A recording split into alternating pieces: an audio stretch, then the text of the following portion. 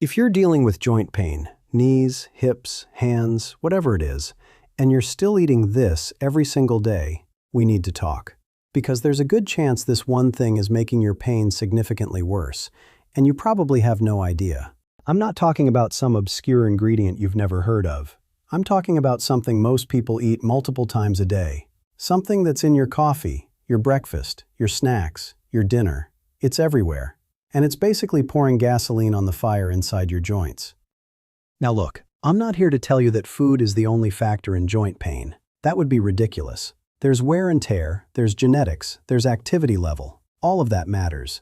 But here's what most people miss. Inflammation is the driver, and what you eat either calms that inflammation down or ramps it up.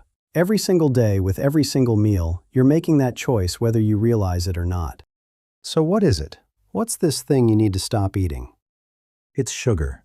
Specifically, refined sugar and all of its sneaky little cousins. Now, before you click away, "Oh, I've heard this before," stay with me, because I'm going to show you exactly what sugar does inside your joints, why it hits harder after 40, and what actually happens when people cut it out. This isn't just theory, there's research on this, and I've seen it play out over and over again. Alright, so let's get into what's actually happening here. Because this isn't just about sugar being bad for you in some vague way. There's a specific mechanism, and once you understand it, you'll never look at that morning pastry the same way. When you eat sugar, especially refined sugar, the stuff in sodas, baked goods, candy, most processed foods, your blood sugar spikes. And when that happens, your body releases insulin to bring it back down. That's normal. That's how it's supposed to work. But here's the problem. When you're constantly spiking your blood sugar, multiple times a day after day, year after year, it triggers something called chronic low-grade inflammation. Your immune system starts to stay activated, and that inflammatory response, it doesn't just float around doing nothing. It goes after your tissues, including the cartilage and synovial lining in your joints. There's also something called AGEs, Advanced Glycation End Products. Sounds technical, I know.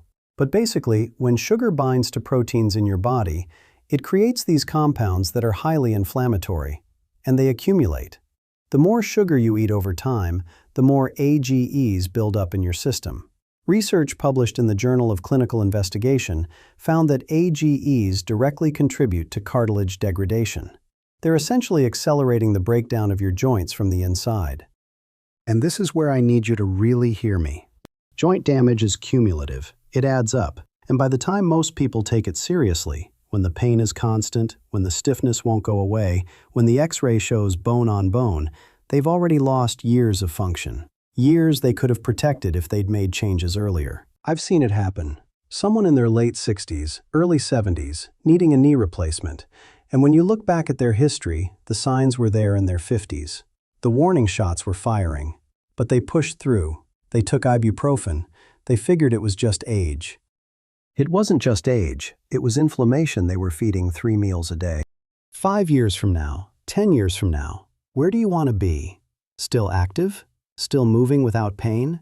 Still able to take a walk, play with your grandkids, live independently?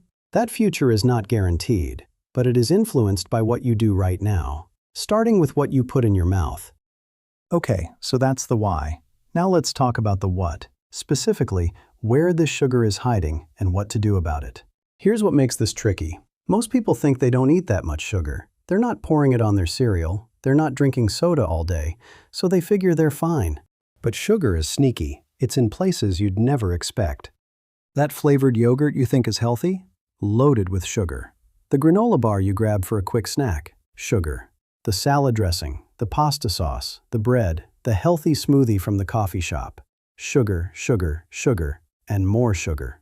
Even stuff that doesn't taste sweet often has it added to improve the flavor or extend the shelf life. And it goes by a lot of names. Sucrose, high fructose corn syrup, dextrose, maltose, cane juice, agave nectar. These are all just sugar in disguise. Food companies know that people are looking to avoid sugar now, so they spread it across multiple ingredients so it doesn't show up as the first thing on the label. It's still there, you just have to look harder. So step 1 is awareness. Actually read the labels. Look at the added sugars line. The American Heart Association recommends no more than 25 grams of added sugar per day for women, 36 grams for men. Most people are eating double or triple that without even realizing it. Now, I want to be fair here. Not all sugar is created equal. The sugar in a piece of fruit is different from the sugar in a donut. Fruit comes with fiber, which slows the absorption and blunts the blood sugar spike. It also comes with vitamins, minerals, antioxidants, actual nutrition. So, when I say cut sugar, I'm not telling you to stop eating apples. I'm telling you to stop eating the processed stuff that spikes your blood sugar and delivers nothing but inflammation in return. There was a study, this was in the Annals of Rheumatic Diseases, where they looked at dietary patterns and joint pain. And what they found was that people who consumed more sugary beverages had a significantly higher risk of developing inflammatory arthritis. We're not talking about a small increase. The high sugar group had measurably worse outcomes. The connection is real. I see this play out constantly. Someone comes in with joint pain that's been getting worse for years. We look at their diet and it's full of hidden sugars. The breakfast cereal, the afternoon snack, the sauces and dressings. They don't think of themselves as someone with a sugar problem, but their joints tell a different story. All right, so let's talk about what happens when you actually cut this stuff out, because that's what you really want to know, right? Does it actually help? Short answer, yes. For a lot of people, significantly. Now, I'm not going to sit here and tell you that eliminating sugar is going to cure your arthritis. That would be irresponsible. Joint pain is complex. There's structural damage, there's mechanical issues, there's a lot going on. But inflammation is a huge piece of the puzzle. And when you remove one of the biggest inflammatory triggers from your diet, your body notices. Most people start to feel a difference within 2 to 3 weeks, sometimes sooner. The swelling goes down, the stiffness in the morning isn't as brutal. The overall achiness that you've just accepted as your baseline, it starts to lift. Not completely, not magically, but noticeably. And here's what's interesting. There was research done at the University of Surrey where they put people with joint pain on a low-sugar diet for 12 weeks.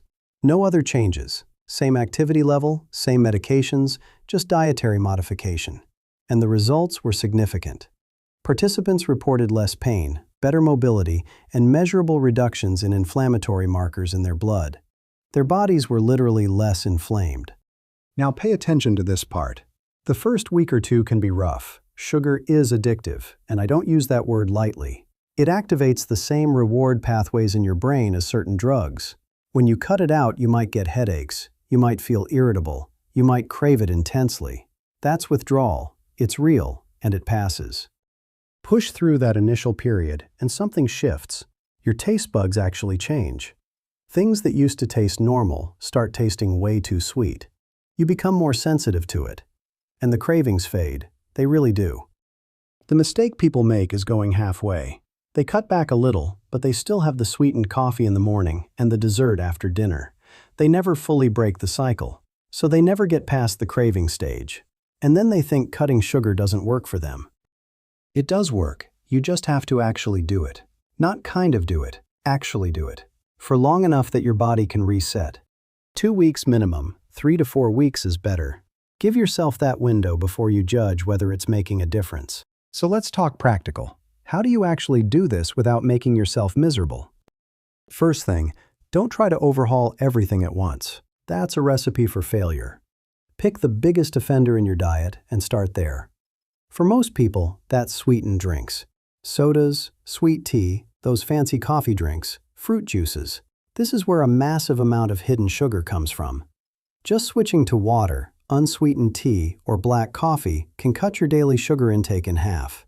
One change. Next, tackle breakfast. This is where so many people go wrong without realizing it. Cereal, pastries, flavored oatmeal, toast with jam. It's basically a sugar bomb first thing in the morning. And when you start your day with a blood sugar spike, you're setting yourself up for cravings and crashes all day long. Switch to eggs, plain Greek yogurt with berries, or oatmeal you flavor yourself with cinnamon and a few nuts. Savory breakfasts are even better if you can swing it. Then start reading labels on everything else. The sauces, the dressings, the snacks. Find alternatives. They exist. There are pasta sauces with no added sugar. There are salad dressings made with olive oil and vinegar. You just have to look. Once you know what to look for, it gets easier. And when the cravings hit, and they will, Have a plan. A handful of nuts, a piece of cheese, some dark chocolate if you need something sweet. The goal isn't perfection. The goal is breaking the pattern of constant sugar exposure that keeps your inflammation elevated. This brings me to the last thing I want to say. Your joints are talking to you. That pain, that stiffness, that grinding feeling, it's not just noise, it's information. Your body is telling you something is wrong. And you can either listen now, make some changes, and protect your mobility for the decades ahead, or you can ignore it, keep doing what you've been doing, and see where that road leads. I think you already know which choice makes sense. So here's what I want you to do. Tomorrow morning, look at your breakfast. Look at what's in your coffee. Look at the snack you reach for at 3 p.m. and ask yourself, is this helping me or hurting me? Start there. One day, one meal, one choice at a time. Your joints will thank you, and your future self will thank you even more. All right, that's what I've got for you today. If this made sense to you, hit subscribe. I've got more videos coming that go deeper into this stuff. What to eat, what to avoid, how to actually reduce inflammation long term. I'll see you in the next one.